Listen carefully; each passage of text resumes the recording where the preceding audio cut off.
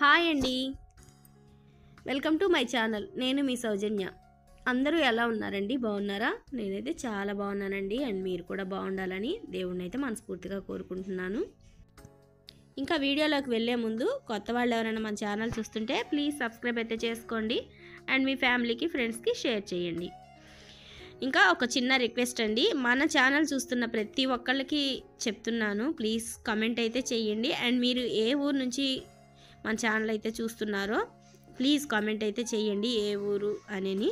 అంటే నాకు తెలుస్తుంది కదా ఎక్కడ దాకా మన ఛానల్ అనేది, అంటే నా వీడియోస్ ఎక్కడ దాకా వెళ్తున్నాయి, ఎక్కడి నుంచి చూస్తున్నారు అని నాకు కూడా ఉంటుంది కదా ఒక ఐడియా. అండ్ ఇంకొకటి, నా వీడియోస్లో ఏదైనా పొరపాట్లు ఉన్నా కూడా నాకు కమెంట్ రూపంలో కమెంట్ చేస్తే నేనైతే అవి సరి చేసుకునేదానికైతే ట్రై చేస్తానండి. ప్లీజ్ అండి, ప్లీజ్ కామెంట్ చేయండి. అండ్ మీకు తెలిసిన వాళ్ళకి షేర్ చేయండి మన ఛానల్ని అయితే.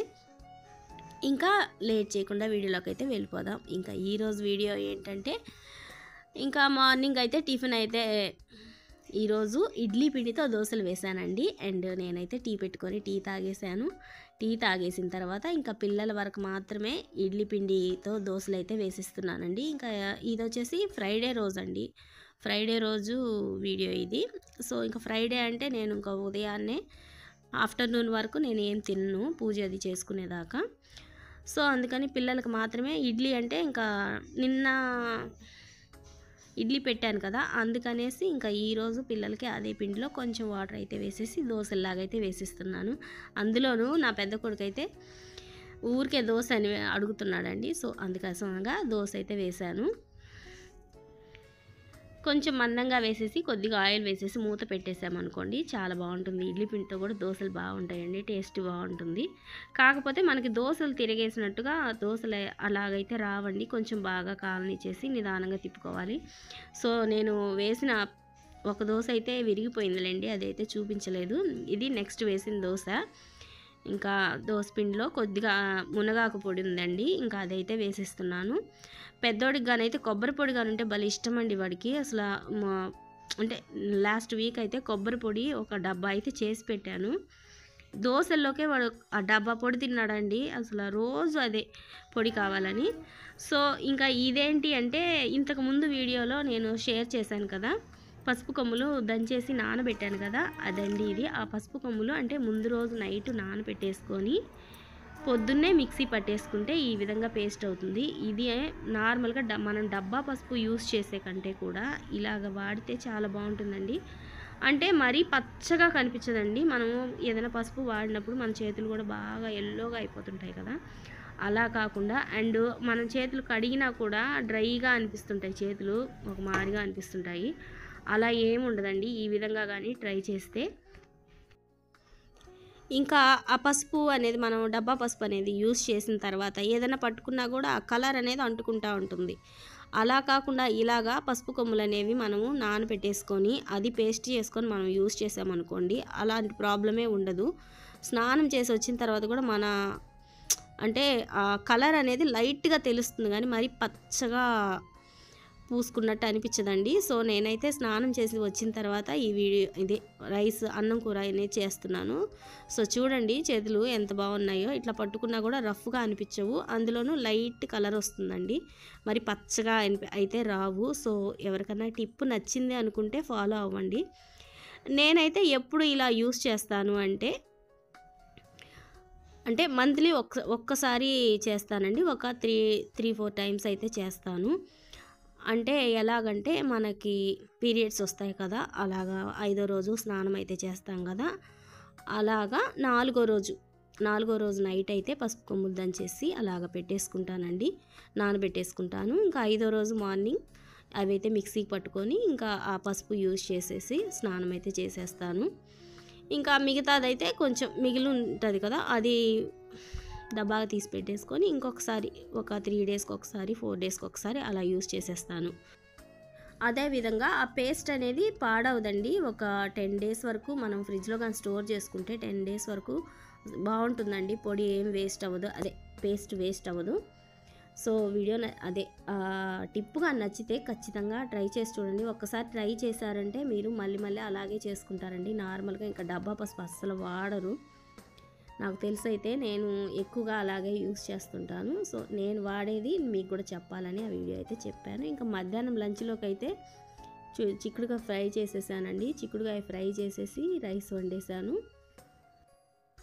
అండ్ బెండకాయ పచ్చడి అయితే చేసుకుంటున్నానండి ఈరోజు. చాలా రోజులైంది. మన ఛానల్లో ఒకసారి వీడియో అయితే పెట్టాను కదా, బెండకాయ పచ్చడి నేను ఇలా చేస్తాను అని. ఆ రోజు చేయడమేనండి బెండకాయ పచ్చడి అయితే, ఇంక మళ్ళీ చేయలేదు.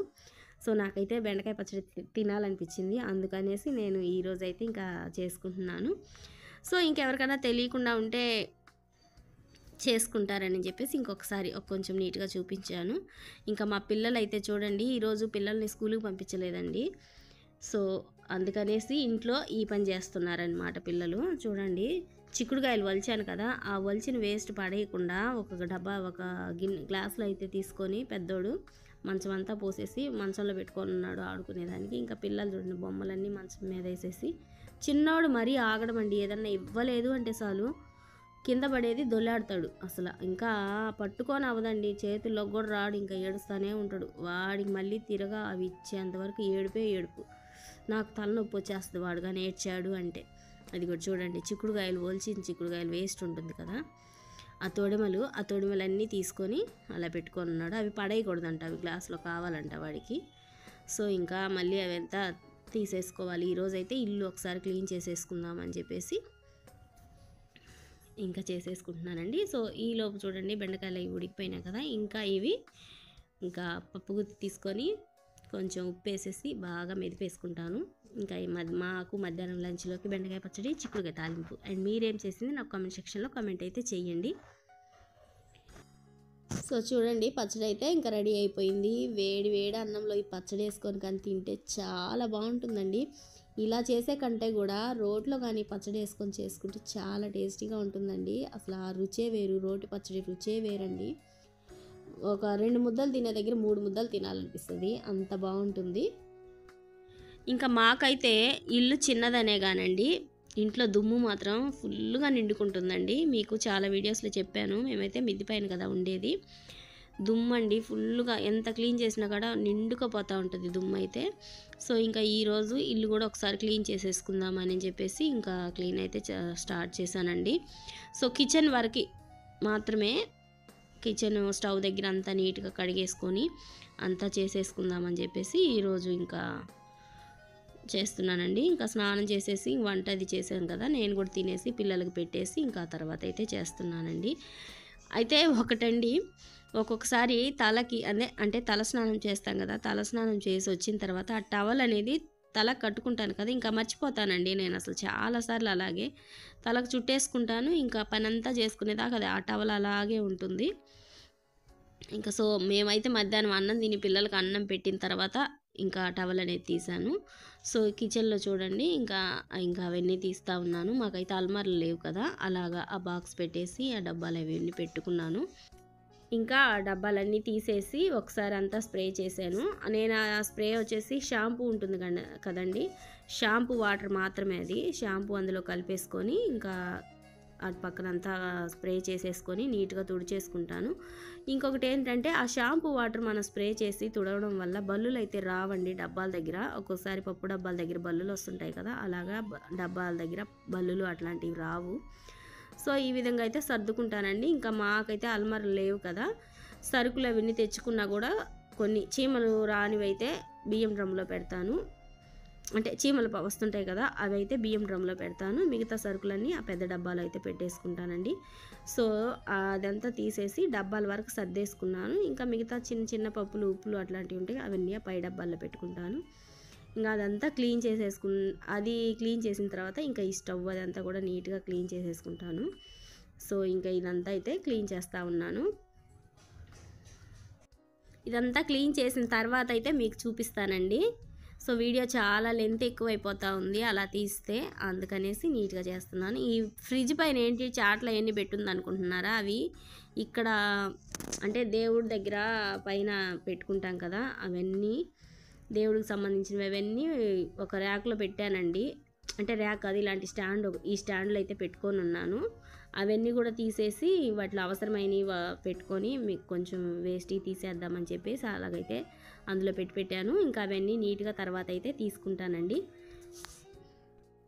సో కిచెన్ అయితే బాగా సర్దుకున్నానా, బాగుందా లేదా అంది నాకు కామెంట్ సెక్షన్లో కామెంట్ అయితే చేయండి. ఇంకా ఈ రోజుకైతే ఇంతేనండి వీడియో నచ్చిందా? నచ్చితే ఖచ్చితంగా లైక్ చేయండి, షేర్ చేయండి, సబ్స్క్రైబ్ చేయండి. థ్యాంక్ యూ అండి.